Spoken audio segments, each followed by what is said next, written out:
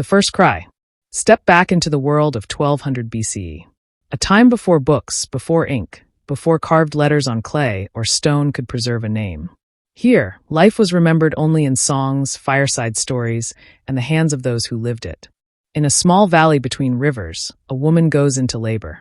She kneels on reed mats in a dark hut, her breath sharp, her hands gripping the hands of other women who have seen this moment many times before. There are no doctors, no written scrolls of advice, no tools of medicine beyond bone needles, woven cloth, and clay jars of herbs. But there is knowledge passed from mother to daughter, grandmother to mother, woman to woman, an unbroken chain of wisdom as old as humanity itself. The baby's first cry is awaited like thunder after drought. For in this world, every birth is both miracle and gamble. The risk of being born. Life expectancy in this age is short, often no more than 35 years. Infants are fragile. Many do not survive their first year. A fever, an infection, even a cold night could silence the fragile breath of a child. Yet, when a baby lived, the whole community felt renewed hope. For these early people, birth was not just about family, it was survival for the tribe. Every child meant another set of hands to gather grain, to fish, to weave nets, to carry firewood. In the small hut, sweat drips down the mother's face. She clenches her teeth against the pain. Beside her, women chant softly, their words a rhythm older than memory. The fire crackles, throwing orange light against clay walls decorated with hand-marked patterns. At last, the cry comes, a thin, sharp wail. The baby is alive. The women cheer softly, wrapping the child in cloth made from flax. They do not write the child's name on paper, for no paper exists here. Instead, the name is spoken aloud, carried on the wind and remembered in the minds of kin. A world without writing. To us, names are carved in books, on stones, in digital screens. To them, a name lived only as long as someone remembered it. No letters, no alphabets, no carved tablets of law. Everything knowledge, memory, history existed in sound. Elders told stories by firelight. Hunters passed on techniques with gestures and words. Mothers taught children the chants of planting and harvest. The newborn child, though fragile, would grow in a world entirely oral. His first words would not be read from a slate, but learned from the mouths of his parents. His life would be a tapestry of voice, sound, rhythm, and silence. The sacred circle. Birth was not only a family matter, it was sacred. The people believed that every new child was a spark from the spirit of the earth itself. Some tribes painted the newborn's forehead with ochre. Others placed a bead, carved from bone or shell, beside the baby as a charm against evil spirits.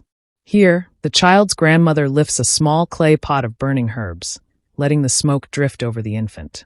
She whispers words that her own grandmother once whispered. May you live, may you breathe, may you see many suns. The fire glows brighter, as if answering. The mother's price. But birth came with a cost. Many mothers did not survive it. Without iron tools, without medicine, without trained surgeons, a difficult birth could mean death. A woman's life expectancy was shaped by her ability to endure the dangers of childbirth again and again. This time, the mother is weak but alive. She lies on her mat, her breathing shallow, while the other women place warm cloth on her body and press bitter herbs to her lips. She will rest for many days if she can. Yet even in exhaustion, she smiles at the tiny face beside her. In her heart, she knows she has given her people another chance at survival. The village awaits. At dawn, the news spreads. The men returning from hunting hear the cry of the newborn. They pause, listening, their faces lighting with relief. The old men nod silently, remembering their own children, some alive, some long buried. The children of the village gather outside the hut, peeking through cracks in the walls. They know that one day, they too will carry bundles of reeds, jars of water, baskets of grain. Now they see their future in the tiny figure sleeping in its mother's arms. No one writes this down. No record is made. But all who were present will remember. They will tell others. The child's name will echo across the valley, past and spoken words, woven into song. A fragile beginning. The story of this child begins here, with firelight and whispered prayers. His life is uncertain. He may grow to see 20 summers, or 30, or only one. He may become a hunter, a farmer, a father, or he may be lost to fever before his first steps. But today he lives. And that is enough for celebration. For in a world before writing, life itself was the only story that mattered. A story carried not in ink, but but in memory, in song, and in the fragile breath of a newborn child. The days between. The child who was once only a fragile cry now grows into a boy with strong legs and restless eyes. His story is not written on stone or clay, but in the daily rhythm of life. Every day is a test of survival, and every day is also a lesson passed down through memory. This is the world before writing, a time when life was short, yet every heartbeat was tied to the earth, the river, the sky, and the unseen spirits that people believed walked beside them. The village. The village is small, no more than 30 huts built of mud, reeds, and timber. Each family shares walls with neighbors, and each roof is patched with straw against the rains. Smoke rises from the center of the settlement where fires never die. Fire is life. Fire is warmth, food, and protection against night's shadows. Around the huts stretch the fields. Wheat and barley grow in narrow strips, watered by hand-dug channels from the river. Goats graze nearby, bleating as children chase them with laughter. Dogs, lean and sharp-eyed, circle the settlement, protecting it from wolves and strangers. This is no grand city with towers or armies. This is life on the edge, where a poor harvest means hunger, and hunger means death. Yet here people sing while they work. Childhood in the world before books. For the boy, there is no slate, no teacher scratching letters onto a surface. His classroom is the field, the riverbank, the hunting trail. He learns by watching. How his father ties nets, how his mother grinds grain, how older boys set snares for rabbits. Words are spoken lessons, repeated until they are remembered. To forget is dangerous. To remember is survival. At dawn, he helps gather reeds. At midday, he carries water in jars too heavy for his small arms. At dusk, he sits by the fire and listens. Elders speak of storms, famines, and floods from years long past. The boy does not know the years as numbers. He knows them as stories. The year when the river rose too high, the year when wolves came too close, the year when the stars shone strangely. Stories are memory, and memory is the only book they have. The work of survival. Every day, the people wrestle with the earth. Men and women together bend their backs to sow seed, to cut stalks, to pound grain into flour. Children chase birds from the fields and carry wood for fires. Hunting still matters. Wild deer, boar, and birds provide meat and hides. The men move in groups, spears in hand, their feet silent on the earth. They read the land the way we read words. Each broken twig, each track in the mud tells them where prey has gone. Fishing is daily work too. Nets woven by women and boys are cast into the river at dusk and pulled out at dawn, heavy with silver-scaled life. Nothing is wasted. Bones are carved into needles, skins into bags, sinew into thread. To us, these tasks seem endless, even harsh. To them, this work is life itself. And in the rhythm of labor, there is song, laughter, and pride. Rituals of living. Life is not only toil. Even in this hard world, people celebrate. At harvest, they gather around great fires, drums beating, feet stamping the earth. The boy sees his parents dance, their faces painted with ash and ochre. He hears songs older than memory, sung in words he barely understands but feels in his bones. They believe the earth itself listens. They believe the sky must be pleased. Grain is offered to fire, smoke rising toward the heavens. Goats are sacrificed, their blood marking the soil to call for fertility. And when the drums fall silent, when the stars blaze above the fields, stories are told again. Myths of spirits, heroes, and ancestors who walked the earth long ago. In this way, the boy learns who he is, not from books but from voices carried across generations. Illness and fear. But life is fragile. One season, a strange fever spreads through the village. Children cough through the night. The old man who tells stories by the fire grows weak and silent. There is no medicine beyond herbs, no healer beyond those who whisper to spirits. The boy watches his mother crush bitter roots into a paste, rubbing it onto his sister's skin. Some live. Some die. Death is as common as birth. Graves lie just beyond the huts, shallow pits marked with stones, each one holding a story now remembered only in whispers. For the living, grief cannot last long. The next day still demands water to be fetched, fields to be sown, fire to be fed. Life moves on, because it must. Lessons from the land. By the time the boy is old enough to carry a spear, he knows the land like the lines on his palm. He can tell which cloud will bring rain, which bird's cry warns of danger, which herb heals a wound. There are no written guides, no carved signs to help him. His knowledge is memory, living in him as it lived in his father and grandfather before him. If he forgets, if he fails to pass it on, that knowledge dies with him. And so, as he grows, he learns not only to survive, but to teach. He repeats the chants of planting, the rituals of hunting, the songs of harvest. Already, he understands. His voice is the only way the past can live into the future. The quiet truth. In this world before writing, life is not about glory or wealth. It is about breath, fire, food, and family. It is about holding on for one more season, one more harvest, one more child's laugh by the fire.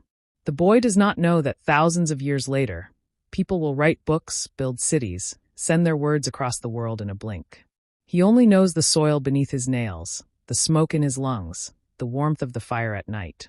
And though his story will never be carved into stone, it lives, spoken, sung, remembered.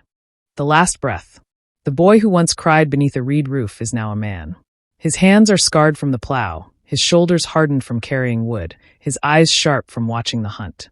He has children of his own now, chasing goats in the dust, learning the songs of planting and the rhythms of survival. But time moves quickly in this world. Age comes fast when every day is labor, when wounds fester and food is never certain. The man is no elder by our reckoning, but his body bends with wear, and his breath grows short with the seasons. One night, as the fire burns low and the wind hisses through the grass, he coughs blood into his hands. He knows what it means. He knows his end is near. Death without records. In our world, names are carved in stone, recorded in books, preserved in memory forever. In his world, nothing is written. Death comes quietly, and the only record of a man's life is the memory of those who loved him. There will be no grave marker carved with letters. No tablets of clay to preserve his deeds. Only spoken words, whispered at the fire, carried by his children and their children. When those voices fade, he will be gone completely. Yet here, even in silence, death has meaning. The ritual of farewell. The man's family gathers when his breath weakens. His wife sits close, wiping his forehead with a damp cloth. His children bring him water from the river. The elders hum low chants, songs meant to guide a spirit from the world of the living into the land beyond. When he dies, his body is not left to rot in the sun. Death demands respect, for the dead are both feared and honored. At dawn, men dig a shallow pit outside the village, not far from the fields he once worked. The soil is hard, and their hands blister on the wooden spades, but they dig with care. Women wash the body with river water and rub it with herbs to mask the smell. His face is painted with ochre, the color of blood and earth. He is laid on woven mats, curled as though sleeping. Beside him, they place a small jar of grain, a flint knife, and a bead carved from bone. Gifts for the journey into the unseen. The earth is closed over him. Stones are placed on top, a marker that says, "Here lies someone who once lived." The wind carries away the smoke of herbs. The living return to their huts. The village is quieter that night. The weight of memory. For his family, grief is sharp but brief. Life cannot pause long. The fields wait, the fires need tending, the children must eat. Yet the man's story is not over. Around the fire, his name is spoken. His children repeat the things he taught. How to read deer tracks in the mud, how to knot reeds into a net, how to follow the stars when walking at night. His voice is gone, but his lessons live. This is the only afterlife he can know. Memory carried in the mouths of others. The boy who learned from him will one day grow old too. He will pass the same knowledge to his children.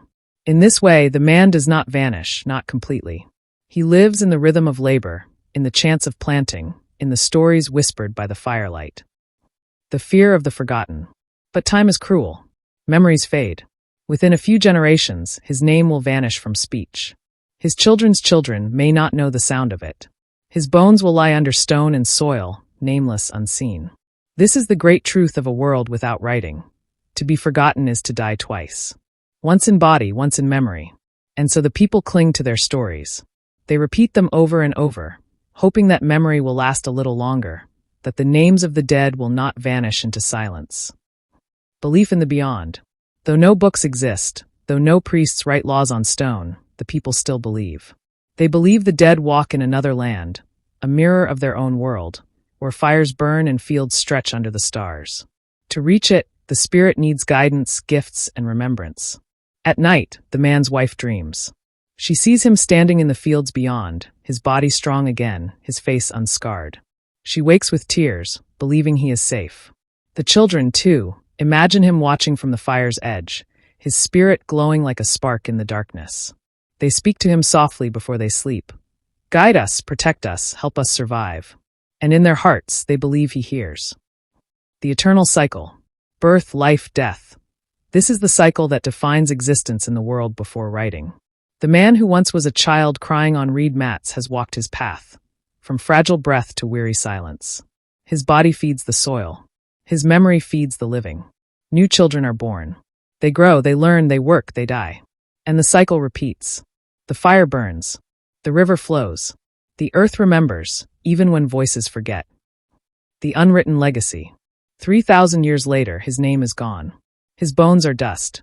His village has long since crumbled, its huts vanished, its fields returned to wild grass. Yet in some way he lives still. For every plow in every field, every fire lit against the dark, every story told by mouth is an echo of people like him. His life, unwritten, shaped the thread of humanity. His death, unnoticed by history, was one of millions that carried us forward. This is the paradox of the world before writing.